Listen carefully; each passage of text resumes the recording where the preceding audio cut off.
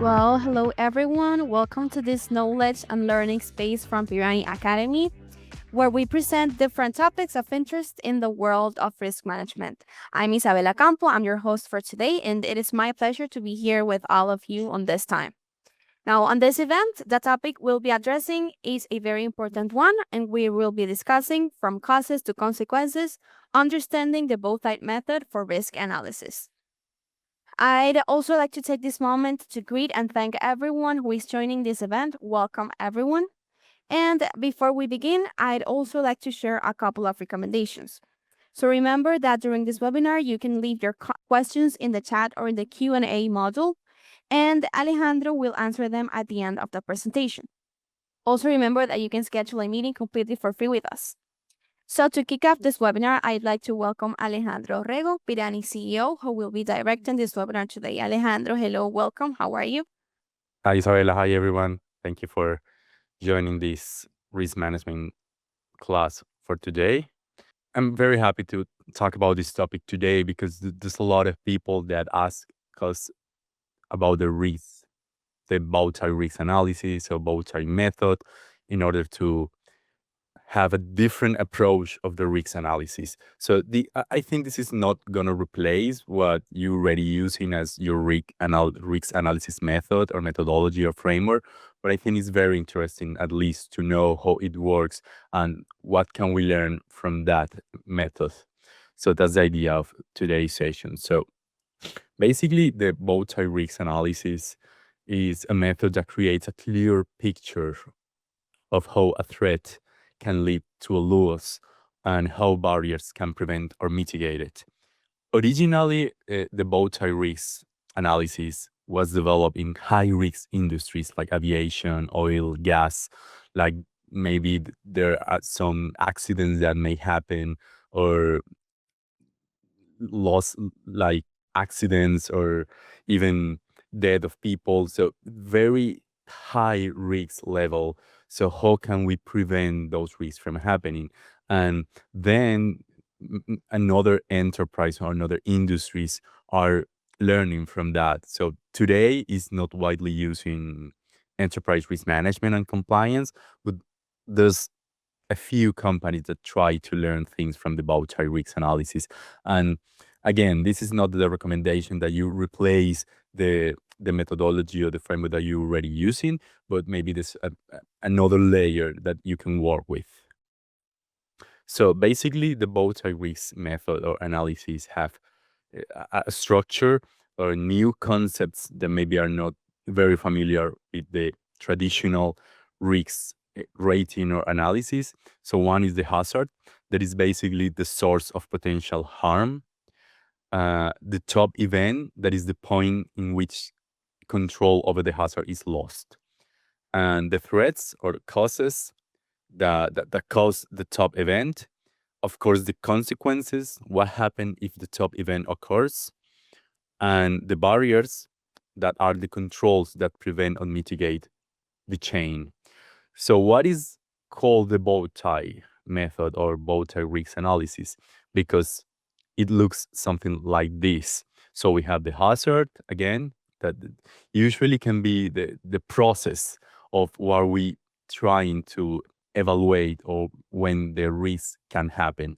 So the top event is of course the risk or even the the event or the materialization of the risk, and that single risk or top event will have different causes, and that single risk can also have different consequences, and that's why it's called bow tie, because it looks something a lot different causes or threats here, the top event in the center, and the consequences on the right. And as you can see, I mention it as a threat or a cause, because remember that there's, for example, in the ISO 27000 methodology or in information security, the causes can be from two different sources or categories. Like the threat are usually external and vulnerabilities are internal. So we gonna name it as a causes. But again, in another frameworks and in other methodologies, you can also put it as a threat in here. So the best way to explain the Bowtie risk analysis or the Bowtie method, let me show you real examples of how can we work with this. So before that, we're going to talk about how we do that, the risk evaluation of the risk analysis in the traditional way. So remember, in the risk management cycle, the first thing is to understand the context of the company, the context of the country, the market, and also the risk identification. So, for example, I or we declare that the risk is a car accident. And then when we make the risk identification or we declare what risk could happen to us or to our company, so the next thing, of course, will be the risk evaluation.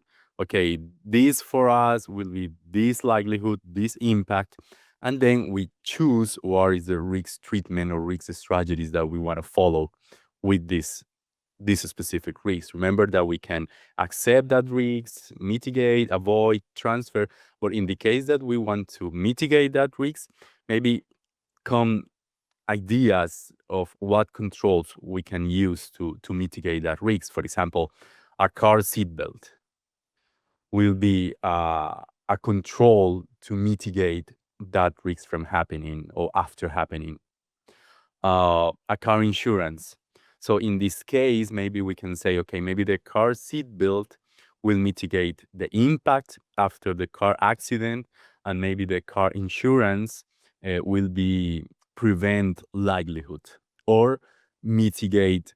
Maybe not prevent likelihood because the insurance won't prevent the accident from happening, but if the accident happen, maybe the insurance can control. So maybe the car insurance is a control to mitigate, but also to transfer the risks. So again, you can put some other controls in order to mitigate that risk. But the good thing about the Bowtie risk analysis is to deep dive into the risks to create or at least declare better controls or in that case barriers in order to mitigate a little bit better that specific risk. So now we're going to see the example of doing the risk analysis for a car accident with the Bowtie methodology. So in the Bowtie methodology, the risk management cycle remain the same. Is we also need to start from the context of the company, the sector, declare the risks, and then put the risk treatment. So what changes? Remember, in this case, we're going to start with the hazard. So the hazard for that case will be driving a car. So if you try to translate this in the traditional operational risk management, maybe we can connect the hazard with the process. Remember, the objective of a process is to have something done. For example, if the sales process of your company, it's supposed that the result of that process is to have new clients, for example. And so what is the big risk of that process? Is not having the new clients at the end of the day.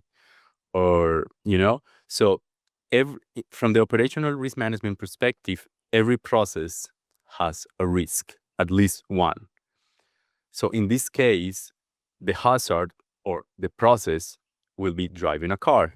So basically, the idea of the top event or the risk is the car accident, or is losing control of the car, is losing control of the process, is the process has an objective.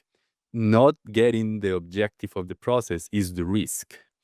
Remember that in the ISO 31000, the definition of risk is the uncertainty of objectives. So you have an objective and you can make it. That's the risk.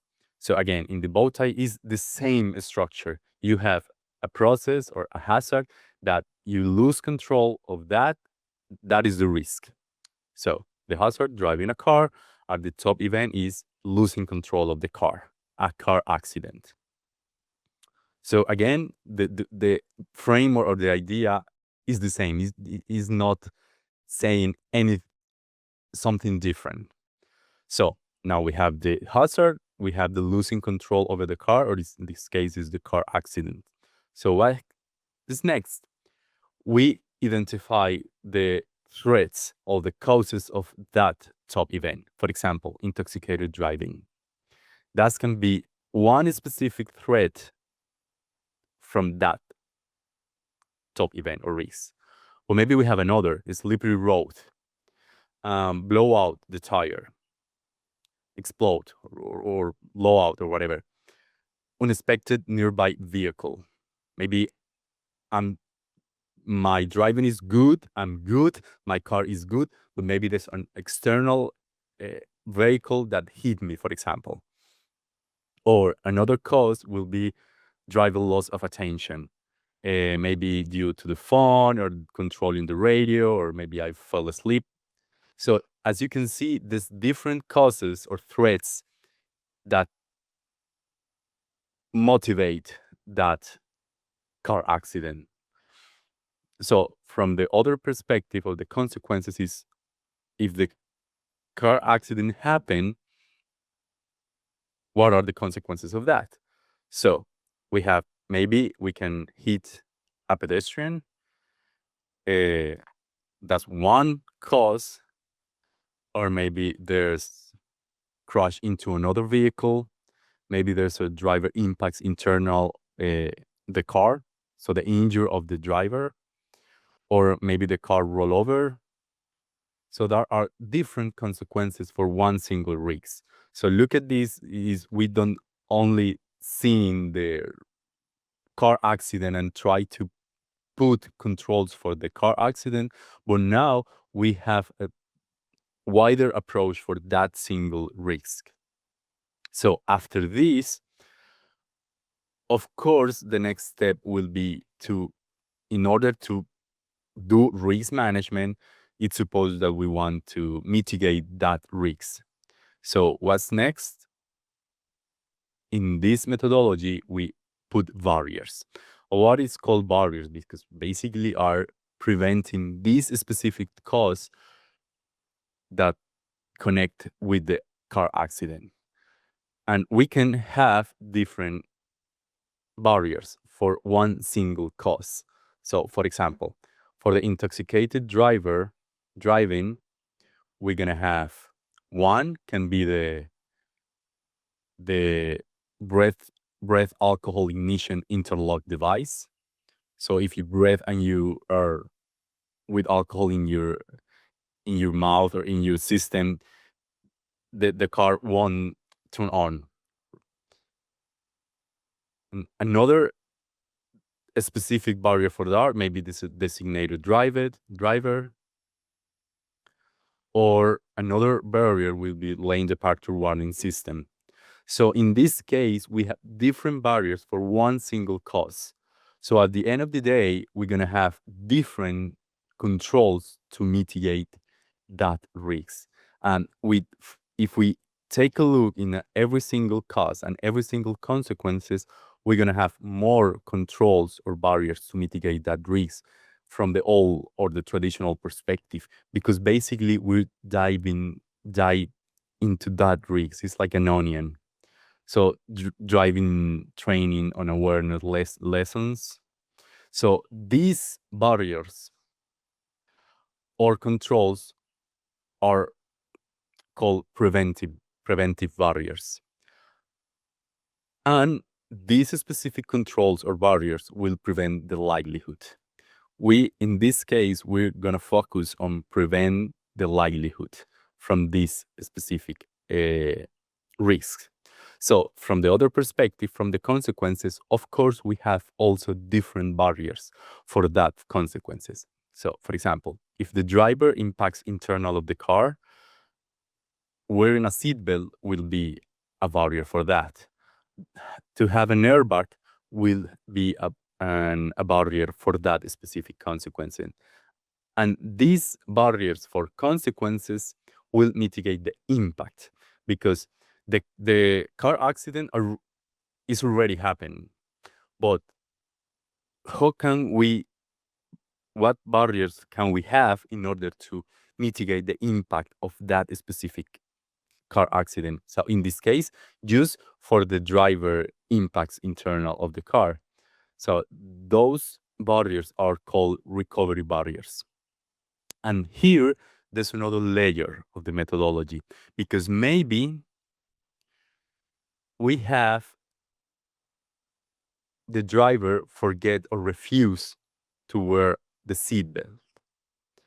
So that will be an escalation factor, because we already have the consequence, we already have the risks, we already have the barrier, but maybe there's something that prevent the barrier for working. So in this case, if the driver refuse or forget to wearing the seatbelt, we also can have another barrier for that. And in this case, will be the seatbelt wearing alarm. So, for example, when you try to turn off the car, or actually you're driving the car and there's an alarm that telling you don't have the seatbelt, that in that case, that name is an escalation factor barrier.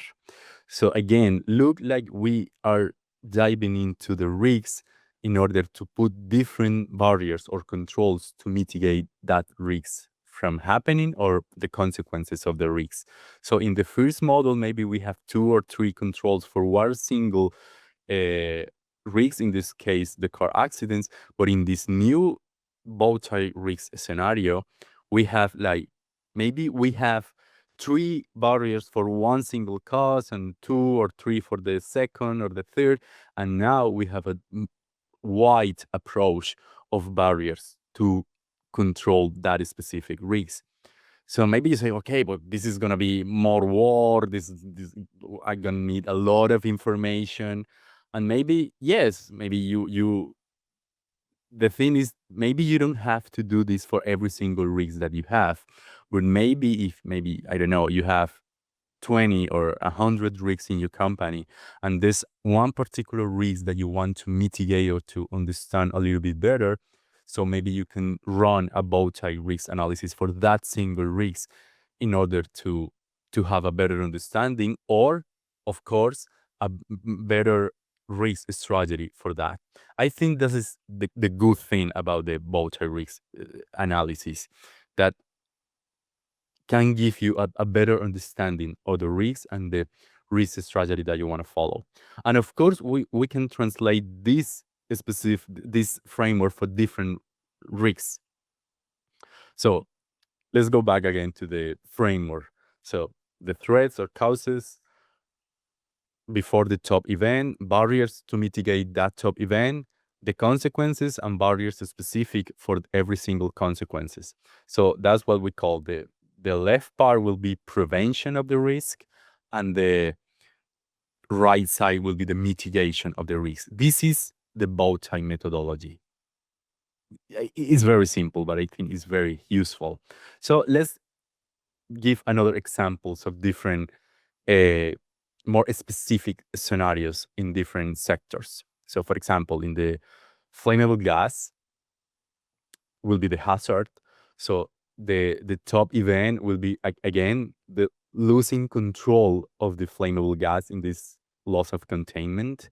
So we can have different causes like overpressure, corrosion, drop object impact, and we can have different preventive barriers for that, like, for example, design to relevant standards, corrosion monitoring arrangement, use only lifting equipment suitable for the job, uh, you know.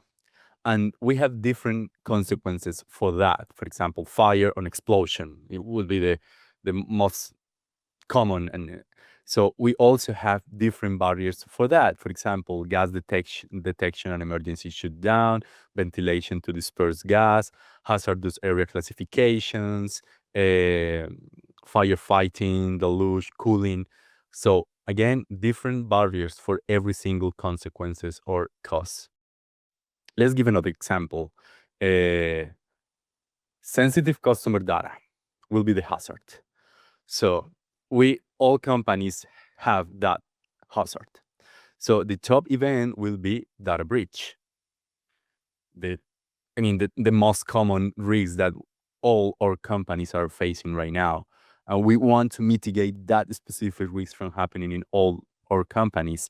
So we can have different causes for that, like, for example, phishing attack, weak password, unpatched software, and again, different um, barriers for that. For example, in the preventive barriers, maybe multi-factor authentication, awareness training, patch management, and from the consequences perspective, maybe, of course, we have financial losses, reputational damage, legal sanctions, and different barriers for that. For example, incident response plans will be for financial losses, cyber insurance, communication protocols.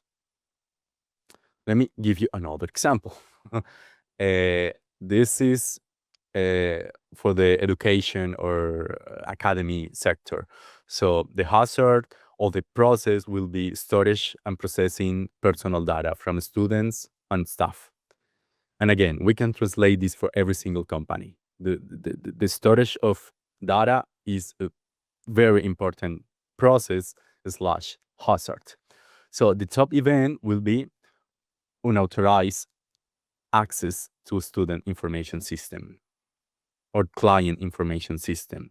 That is also basically a data breach.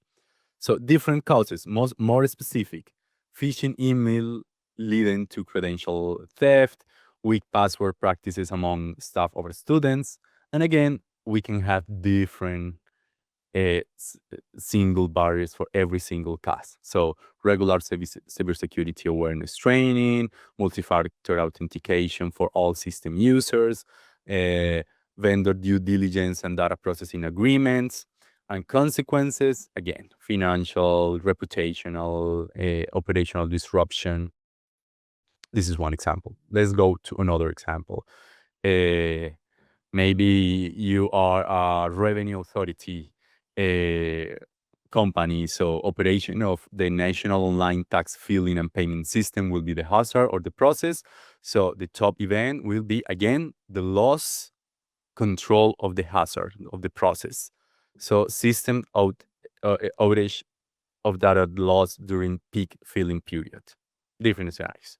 So again, we can do this example over and over. And what we're gonna have?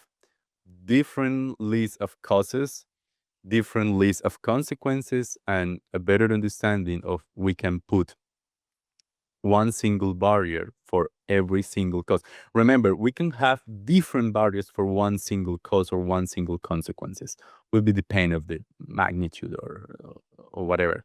So what we gonna do now is trying to translate this in Pirani, because how can we do this scenario or this risk analysis methodology in Pirani? So how can we translate that into software? So let's go back to the, yeah. So what will be the hazard for our companies? Usually the processes. Because again, the process, when you have a process in your company, is because you have an objective for that process. Talent acquisition. The objective is hire new talent. So that will be a specific process. Every single process in the company is a hazard, because if the process don't get their objective, that's the risk. So what will be the risk of talent acquisition? Not getting the new talent. That's so you put the process slash the hazard here. Maybe some companies put every single process of the company here. That's okay. But from the risk management perspective, see the processes of the hazard. So if you can associate that, the answer is always yes. You always have a risk associated with one single process. If you don't have a process associated with a risk, don't put it to begin with. So again, you can have here the hazard. So in this case, we can put the flammable gas as a procedure. Maybe that is very specific. So with the third layer of process, but we can do that here. So I don't know. Let's go with the example of the car accident. That I think that will be very easy to understand. So we can create the process as the driving a car. This will be a missional category will be my process, and that's it. That's the only thing I need to create. Of course, we can. I know. Let's put it as a macro process in to don't have to create associations. So now we have the driving a car process. So now we have the risk. So I think we're ready to create the car accident. So now we create a risk of car accident. I'm gonna put the impact will be moderate and the likelihood will be possible to begin with. So what's next in order to replicate this scenario? We have in Pirani the Bowtie module. It's causes and consequences, the Bowtie icon. So for that specific risk, we can create those scenarios. So we can create causes and consequences. So right now we have the slippery road and driver impact. So let's create the first one, the intoxicated driving. So you can create.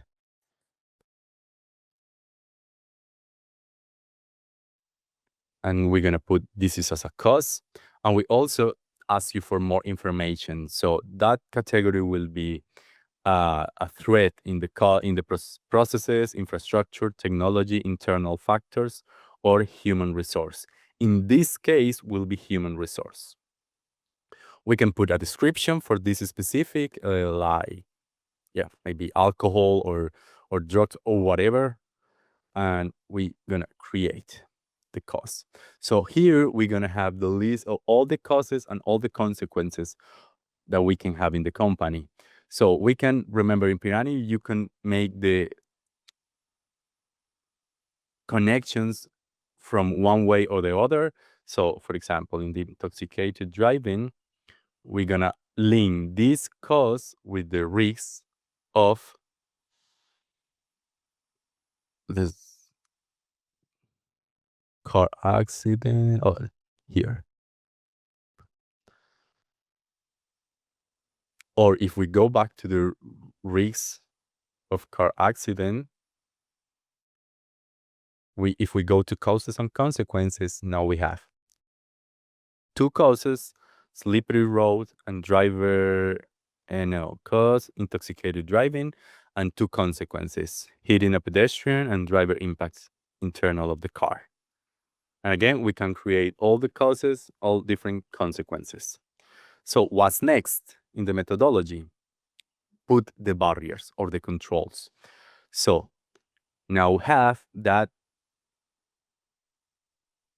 Let me go back to the example. Wearing a seatbelt will be a control for driver impacts internal of the car. So in Pirani, you can go that specific. So let's eliminate. I'm gonna start from scratch. So I'm gonna associate a specific control that will be wearing a seatbelt.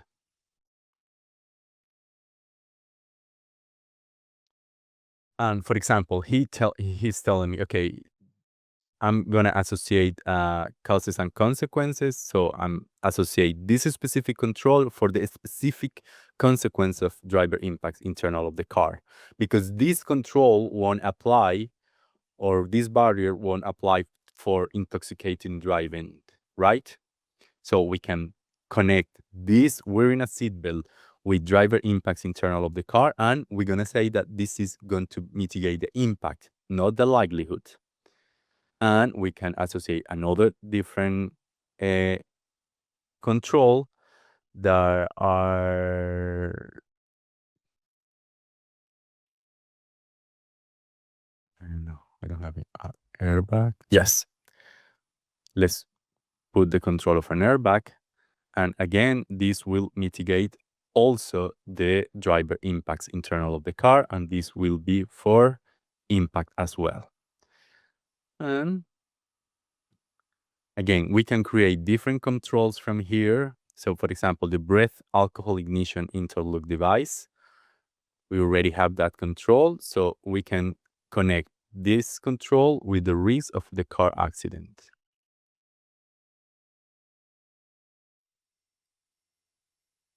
And we're gonna go to the risk of the car accident to have the new control.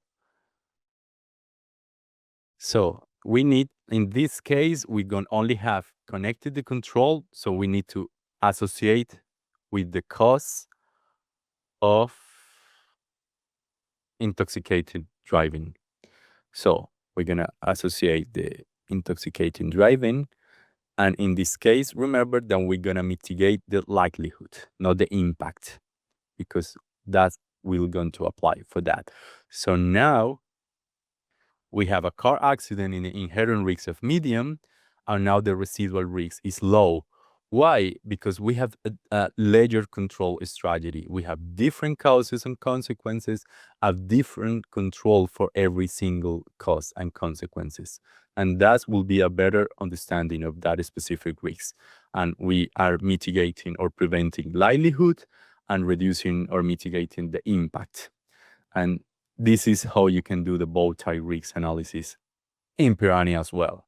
So this was the theory of today risk management class. And to close, yeah, like the takeaways of the Bowtie risk analysis. I mean, I think integrates causal analysis and control analysis. It helps link risk assessments to control effectiveness, also enhance communication between technical and non-technical stakeholders, is useful for audits, incident analysis, and training. And the most important for me is encourages proactive thinking. What could go wrong and how do we stop it or reduce its impact? Again, this is like an onion, a better understanding of the risks of how can we do better. Again, I'm not saying that you need to do this for every single risk, but again, if you have a critical or a very important risk that you want to work with, you can do that uh, in your methodology or in Pirani. So that was the topic of today. I don't have it. You do you have any observations or question until now, Isa? I don't know if the Yes, we have one question from Emily. Emily is asking, how do you measure the effectiveness of the controls identified in a bow tie diagram? What metrics do you use? for controls. Well, I don't think I really understand the question, but in order to how much will mitigate the impact? Can you repeat the question? Yes, sure. So the question is, how do you measure how effective the controls are when you identify and put them on the bow tie diagram? How do you measure the effectiveness of the controls? Okay, good. That's a very good question. So actually it's the same for the traditional perspective of the bow tie. So when you create a control, so let's, for example, the breathe alcohol ignition interlock. So how can we know in this case that this control is gonna be weak or very useful to mitigate that? So we're gonna give you some questions in order to have that solidity. So for example, this control on this barrier is preventive, detective, corrective. So it is preventive will be stronger, or the execution will be combined, manual, automatic. So in this case, will be combined because you need to put the breath alcohol ignition in your mouth. So that's a manual. operation, but the result after you breathe in the ignition device will be automatic, the result. So in that specific case will be combined. The control is executed repeatedly. It's like once in a lifetime of every single time that you are exposed. For example, every time that you going to start driving, you need to do that. So in this case is yes. It is documented. It depends of the device. Some devices are connected with the software that are telling you that you're good or not, but some devices just give you the answer in real time, and it's not l- storage in anything else. So partially, if that's the case. So when you answer that specific questions for every single control, you have a solidity different. And also from the execution perspective. So if you have any event have been presented, a yes or no, will be a different. And you also can customize the weight of the design and execution in Pirani, because we give you some uh, r- custom questions for that, but you can customize your methodology. For example, in your company, you want to give more importance to the execution uh, than the design, so you can customize, or even you want to change the questions to be very specific for your company or your industry. You will be able to do that as well, or change the weight. So for example, in this case, the weight is more important in the control type. uh, that is corrective, preventive, but you can change those weights. So yeah, that's the way to understand better the how the control or the barrier in this case will affect or mitigate the the risks from happening. Good. Thank you. Now we have another question from Jennifer. Jennifer is asking, could you clarify the distinction between threats and top events in the bow tie diagram? Of course, let me go back to them. So the top event in the, I don't know, in it will be the risks, the car accident, uh, is the losing control of the hazard. Let me go to the specific. So the top event is losing control over the car. That is the hazard. You drive in a car, and the top event is the risk, car accident. Or remember that we have this idea in the traditional, or also in Pirani, that the risk is when you declare that something can happen, and the event is the tracking when actually happen that risk, the materialization of that risk. So the the top event will be the car accident itself, and the threats and the causes are, as the name says, what causes the car accident. I don't know if you can see the icons here. Is like the cause and effect, that something hit, that put the run the experiment, run the risk, and what happened after will be the consequences.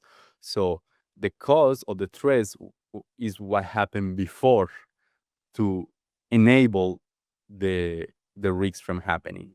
So in this case, an slippery road enable the car accident or cause the car accident. Good. Thank you very much, Alejandro. I also, yeah, we're gonna send you this presentation, because we also have this. I mean, the definition is the top event is the point at which control over the hazard is lost. And the threat is what could cause the top event. Good. Thank you very much. And one last question that we have from John. John wants to know, how do you, like on the platform, how do you integrate bow tie analysis with existing risk registers in Pirani? No, that's a very good question. So maybe we're gonna have that for any other, not for the car accident. But okay, we already have the talent attraction and retention. So you always gonna have the module of causes and consequences. So in this case, maybe I want to associate some causes and consequences, but in this case, it won't be any cause. So we can create it even from here. So we can create different causes in Pirani for that case. So to begin, maybe you need to I mean, you can create it directly in Pirani, but maybe you want to have this scenario before. Okay, maybe what can happen before that specific risk. So you can do this exercise and create all the causes in Pirani and link it.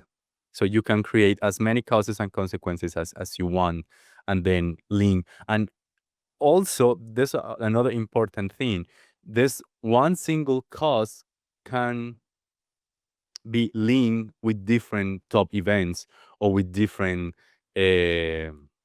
risks, or the other way around. A single consequences can one single consequences can be linked with different top events. So, for example, financial loss will be a consequence of different risks of some events from happening. So you don't have to create 3 or 20 financial loss. That will be one single consequences of different risks after happening. So you can create the list of in here and link it anytime you want with your existing risks in the platform. Good. Thank you very much. That will be all for the questions. If anyone else has a question, please feel free to leave that on the chat box or in the Q&A module. So Alejandro, thank you very much for that presentation. It was very insightful, and we hope it was valuable for all of our community.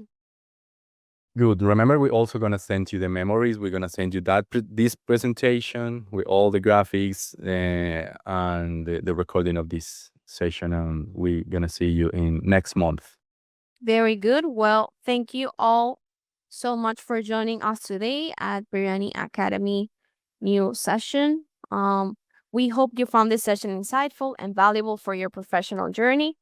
Remember that, as Alejandra said, we're going to send this presentation to you. And if you'd like to go deeper into these topics or explore how Biryani can support your organization, you can schedule a free meeting with one of our advisors.